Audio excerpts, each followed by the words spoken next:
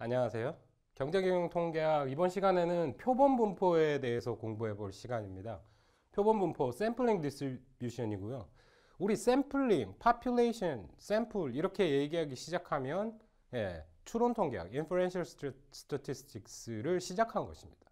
그래서 추론 통계학의 기본적인 논리적인 백그라운드, 이론적인 백그라운드를 오늘 주로 설명하게 될 거고요. 그거 설명하기 위해서 우리 확률에 대해서 공부했고, 확률 변수에 대해서 공부했고, 확률 변수의 분포, 이런 거에 대해서 공부를 했었죠. 그 배경 지식을 바탕으로 조금씩 심화되어 가고 있는 과정이기 때문에 그 부분이 조금 의심스러운 부분이 있다. 네, 제가 강조하고 싶은 부분 특히 좀 잘 모르겠다 하시는 분은 조금 더 복습을 해가지고 좀 편하게 이해를 하신 상태에서 요거 쳐다보시고 공부를 해 주시면 좋겠습니다. 이번 시간 표본 분포 살펴볼 건데요. 이게 이제 디스트리뷰션에 대한 얘기, 확률 분포에 대한 얘기가 조금 응용된 거다. 그 다음에 우리 좀 더 추론 통계학적으로 방향으로 옮겨가고 있다. 이 정도의 이해를 바탕으로 한번 시작해 보겠습니다. 그러니까 첫 번째로는 이제 개념부터 한번 살펴보도록 하죠. 표본 분포, 샘플링 디스트리뷰션입니다. 표본 분포는 통계량, statistics죠. statistics. 샘플에서 가지고 온 어떤 통계치, 통계량의 확률 분포를 의미합니다. 표본 분포. 샘플링 디스트리뷰션이라는 거.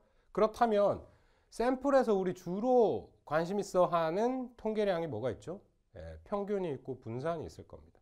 표본, 평균, 표본, 분산. 그쵸? 표본에 대해서 생각하고 있으니까. 표본 분포는 표본 통계량. 표본에서 우리 산수, 수학식, 식으로 의해서 구해진 어떤 값들, 통계치라고 하죠. sample statistics. 그거 population parameter는 원래 정해져 있고 우리가 잘 모르고 있는 상황에서 추론을 해내기 위한 과정인데 그 과정 중에 이제 처음으로 우리가 이론적으로 생각해 볼 건 알려져 있다라고 보는 겁니다.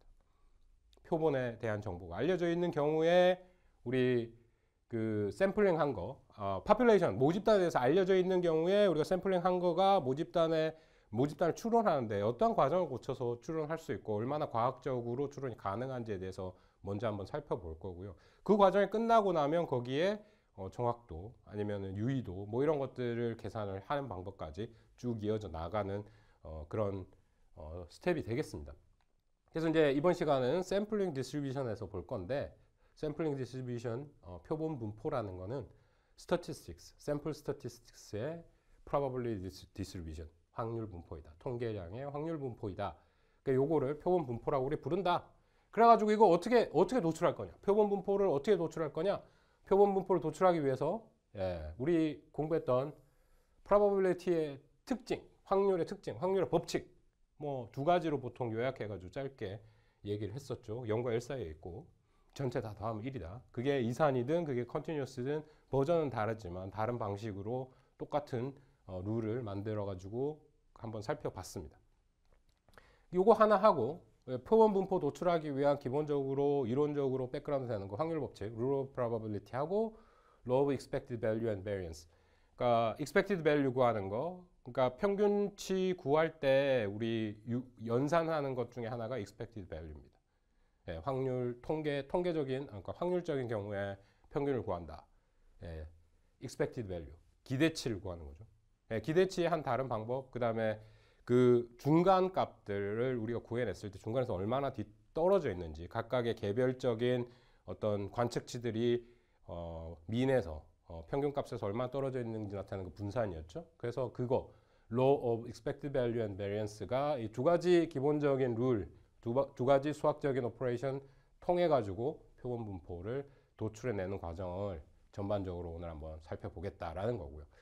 그 개념, 표본 분포, 샘플링 디스트리뷰션이라는 거에 초점을 맞춰가지고 한번 보겠습니다. 그러면 샘플링이라는 게 뭐냐? 표본이라는 게 뭐냐? 표본을 어떻게 뽑느냐? 우리 뭐 이런 거 랜덤 샘플링 뭐 이래서 많이 얘기를 했죠. 모집단의 특성을 추론하기 위해서 우리가 지금 추론 통계학을 하는 거, inferential statistics 하는 거 기본적인 아이디어의 출발점은 이거죠. 모집단을 우리가 다 조사해가지고 데이터를 찾아내 모든 정보를 다 구해내기 어렵기 때문에 그 모집단을 대표하는 샘플을 뽑아가지고 샘플이 가지고 있는 특성을 이용해서 모집단에 대해서 추론을 하는 거. 그 모집단의 어떤 특성치에 대해서 결론을 도출해내는 거. 이럴 확률이 크다라고 판단을 내리는 그거 자체가 표본 그 inferential statistics고, 그래서 샘플링 과정이 필요한 거죠. 그래서 표본 추출, 샘플링, 모집단의 특성의 추론을 하기 위해서, 인프런스를 하기 위해서 모집단을 대표할 수 있는 표본이 추출돼야 되죠. 모집단의 특성을 그대로 간직한 표본이 추출돼야 됩니다. 그게 되려면은 어떤 샘플이 필요하다? 랜덤 셀렉션된 랜덤 샘플이 필요하죠. 조금 더 얘기하자면 심플 랜덤 샘플이라고 얘기하는데, 확률 표본, 랜덤 샘플을 뽑아야 되는데 모집단을 대표할 수 있는 놈들이 뽑혀야 되겠다. 모집단을 대표할 수 있는 표본이 선택돼야 한다. 그래서 추출될 표본이, 그쵸, 표본으로 추출될, 모집단에서 표본으로 추출될 각가지 모집단에 속해 있는 원소들 각각 가운데 하나가 동일한 확률로 추출되어야 되고, 확률적으로 서로 하나 뽑았다고 해서 역사적으로 영향을 받아가지고 요게 뽑힐 확률이 늘어난다거나 줄어든다거나 하는 그런 디펜던스가 있어서는 안 돼요. 독립적이어야 된다. 확률이 동일해야 된다. 랜덤 샘플링이 가져야 되는 특성이 되겠습니다. 요 특성이 보장되었을 때 랜덤 샘플링이 가능하고, 랜덤 샘플링이 확보가 되었을 때 통계적 추론이 의미가 있어진다. 제대로 된 샘플링이 된 거고, 그 샘플링을 통해서 모집단에 대한 특성을 제대로 추론할 수 있다. 정확히 추론할 수 있다. 라고 이해하시면 됩니다. 그럼 확률 표본, 샘플링 과정에서 나온 거, 표본 추출을, 모집단을 대표할 수 있는 표본이 추출돼가지고 확률 표본을 만들죠. 그 확률 표본을 제대로 만들 수 있는 거 각가지 또 한번 이제 강조를 하는 거죠. 모집단을 대표할 수 있는 표본이 추출돼야 되는 거고, 그러면 각각의 원소, 표본, 파퓰레이션을 구성하고 있는 각가지 원소가 동일한 확률만큼 동일한 확률로 뽑힐 그런 것들이 보장돼야 되고, 그 다음에 뽑힐 때 독립적이에요. 각각 하나하나의 뽑힘, 그렇게 선택됨이 다른 선택에 영향을 주어서는 안 되겠다 하는 부분, 아주 중요하다라는 거죠. 그러면 자, 지금 확률 변수 x, 그러니까 어떤 관심이 있어 하는 어떤 값들이 있어요. 그 데이터들이 있는데, 거기에 원래 확률 밀도 함수가 fx였다는 거죠. 모집단의 확률 밀도 함수가 fx다. 뭐 fx가 뭐든 될 수 있어요. 우리가 많이 봤던 정규 분포의 확률 밀도 함수일 수 있고, 뭐 익스포넨셜일 수도 있고 카이스퀘어일 수도 있고 각각이 있을 수 있겠죠. fx인 모집단으로부터 추출된 표본 x1, x2, x3, xn, n개의 표본이 있다라면 동일한 확률 밀도 함수를 가지고 있어야 된다. 각각이. x1도 그렇고 x2도 그렇고 x3도 그렇고. 자, 이 fx 동일한 확률 밀도 함수 자체가 하나하나의 셀렉션에서 변화가 있으면 안 된다라는 거고, 아이덴티컬 해야 된다. 동일해야 된다. 또 독립적이어야 된다. 독립적이라는 거, 다른 선택에 의해서 영향을 받으면 안 된다. 그죠? 똑같은 확률 밀도 함수로 x1 자체, x2 자체, 뽑히는 것 자체 하나하나 자체가 동일한 확률 밀도 함수를 가지고 있대 변하지도 않아야 된다. 인디펜던트. 먼저 선택한 어떤 역사적인 선택에 의해 가지고 변화되어서는 안 된다. 인디펜던트 해야 된다라는 거죠. 이 두 가지 조건 아주 중요하다라는 겁니다.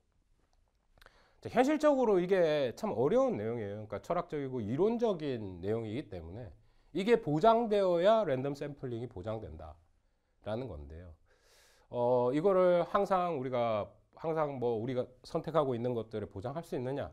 참 어렵죠. 현실적으로 그런 과정을 거치기 어렵습니다. 검증하기도 어렵고. 그렇지만 이론적인 과정에서 이게 보장되지 않으면 그 랜덤 샘플이라고 얘기할 수 없고, 랜덤 샘플이 보장되지 않으면 원래 우리가 하려는 추론 통계가 제대로 작동하지 않는다라는 점을 인식하고 계셔야겠습니다. 그러면 이 표본 크기가 n이다. 1부터 n까지 뽑았죠. n인 확률 분포, 이거를 우리 랜덤 샘플이라고 한다. 랜덤 샘플 중요성, 그 다음에 거기에 있는 특성 두 개가 되겠습니다. 아이덴티컬하고 인디펜던트 해야 된다. 자, 그러면 이제 확률 표본에 대해서 좀 더 한번 살펴보죠. xk, k는 1부터 n까지고, 확률 변수 xk가 가질 수 있는 실수값 중 어느 하나로 실현되고, xk의 확률 밀도 함수는 확률 변수 x의 밀도 함수인 fx와 동일해야 된다. 변해서도 안 되고 영향을 받아서도 안 되고. 그래서 이제 결합 확률 밀도 함수라고 해요. 결합 확률 밀도 함수. x1부터 xn까지 요거 변한 요 함수를 정의를 한다면 그 각각의 x1에 대한 원소들이 있겠죠. 그 원소들이 xn까지 다 존재를 할 겁니다. 거기서 결합된 거 하나하나 뽑힌 거 다 합쳐진 결합된 확률 밀도 함수를 구해보자. 요 원래 파이라는 거요. 파이라는 거는 곱셈 연산이죠. 그러니까 서메이션은 덧셈 연산이고요. 서메이션 i는 1부터 n까지 xi다 그러면은 x1 더하기 x2 더하기 이거 xn까지 더하라는 연산이죠. 그런 연산과 비슷하게 요거 파이로 쓰면은 곱 연산입니다.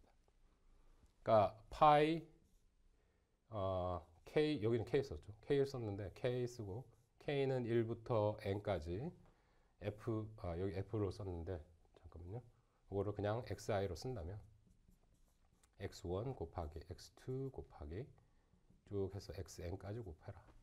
요 개념인데 요거를 함수에다가 집어넣죠. 네. 요거 다 들어간 결합된 확률 밀도 함수 요거 곱해가지고 변하지 않았으니까 fx라는 그 함수를 n번 곱해준 것하고 동일하다. 왜? 아이덴티컬 하잖아. 아이덴티컬 하니까 이렇게 구할 수 있겠다. 요거 쓰이는 어떤 논리 이거는 나중에 공부를 하게 될 텐데 그런 결합 확률 밀도 함수가 이렇게 구성된다라는 정도로 이해하시면 되겠습니다. 여기서요. 그래서 이제 랜덤 샘플을 보장하기 위해서 이 공식이 이런 논리가 성립이 돼야 된다. 인디펜던트하고 아이덴티컬하고 그렇다면 fx 확률 밀도 함수의 n승이 된다. n번 뽑았을 때 그렇죠? 그 공식이 유지가 된다라는 것만 이해하시면 되겠습니다.